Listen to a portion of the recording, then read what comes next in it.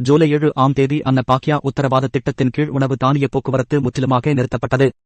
அரசாங்கம் நிலுவைத் தொகையை செலுத்தாததை கண்டித்து கர்நாடகா முழுவதும் ஆயிரக்கணக்கான லாரி உரிமையாளர்கள் தங்கள் பணிகளை நிறுத்தினர். மாநிலத்தின் முக்கிய லாரி சங்கங்களின் தலைவர் ஜி.ஆர். சண்முகப்பாவின் கூற்றுப்படி பிப்ரவரி முதல் ஜூன் வரை ₹1 கூட ஈடாக இல்லாமல் ஆபரேட்டர்கள் கிட்டத்தட்ட 25 லட்சம் டன் அரிசியை கொண்டு சென்றுள்ளனர்.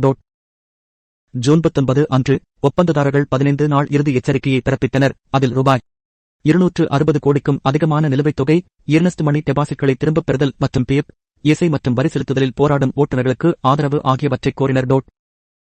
இப்போது பல வாரங்களாக ஏற்பட்ட முட்டுக்கட்டைக்குப் பிறகு கர்நாடக அரசு இறுதியாக நடவடிக்கை எடுத்துள்ளது. பிப்ரவரி மற்றும் மே 2025க்கு இடையிலான போக்குவரத்து செலவுகளை ஈடுகட்ட ₹24.1 கோடியை விடுவித்தது. பாக்கிகள் ஓரளவு செலுத்தப்பட்டதால் லாரி வேலைநிறுத்தம் வாபஸ் பெறப்பட்டு செயல்பாடுகள் மீண்டும் தொடங்கப்பட்டுள்ளன. அன்ன பாக்யா உணவு தானிய விநியோகச் சங்கிலியை மீண்டும் உயிர்ப்பிக்கிறது. காங்கிரசின் முக்கிய வாக்குறுதியான அன்ன பாக்யா திட்டம் பல தடைகளை சந்தித்துள்ளது. ஆரம்பத்தில் ஒருவருக்கு 10 கிலோ இலவச அரிசி வழங்கியது. பின்னர் மத்திய அரசின் ஆதரவு இல்லாததால் 5 கிலோவாக குறைக்கப்பட்டது.